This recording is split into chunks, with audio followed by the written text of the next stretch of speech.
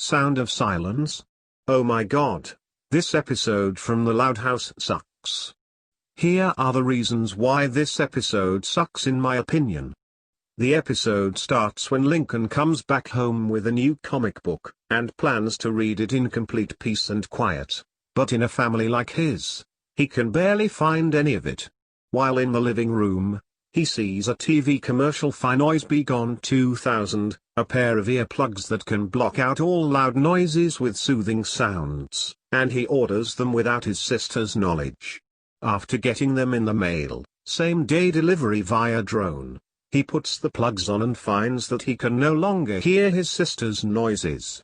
As he goes through his day in peace, his sisters ask him for various favors, and Lincoln, unable to hear them, unwittingly agrees to them, just to shut them up. The next morning, Lola wakes up Lincoln to remind him of the promise he made to her the previous day, telling him to do it by 3 a.m. However, she's not the only one he unknowingly made a promise to. He also promised Lynn to be her sparring partner for kickboxing, Leanie to act as a mannequin for her new fashion idea, and Lori to use him as an ottoman to rest her feet, so she can paint her toenails. As Lincoln is roped into the other promises he unintentionally made to his sisters the previous day, he asks them what was the promise he made to Lola. They all react with fear and horror, and they tell him stories of the extreme acts of revenge Lola extracted on them for making her mad, such as popping Lynn's soccer ball for eating the last pudding, giving away Leanie's stuff for breaking her tiara, boiling Lori's phone for not saying bless you when she sneezed, and doing away with Lana's pet frog Seymour, for distracting her while putting on her makeup, making Lincoln ever more afraid of what Lola will do to him at 3 o'clock. Lincoln decides that he should do all the things Lola would expect him to do for her, such as cleaning her room, cleaning out the gutters, and creating topiary statues in the front yard. When the clock strikes 3 a.m., Lola bursts in saying that Lincoln has failed her, and she ominously approaches him, as she prepares to unleash her vengeance.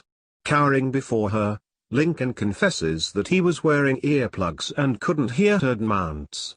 Lola suddenly calms, and she reveals that she knew he was wearing the plugs on the whole time. It's also revealed that she had the others tell Lincoln made-up stories about her to teach him a lesson.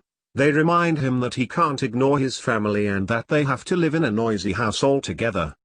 However, and unfortunately, Lola has inadvertently forgotten to fill Lisa in on the plan, as her experiment about to explode and the others, except Lisa, are in shock to expect what is coming to them.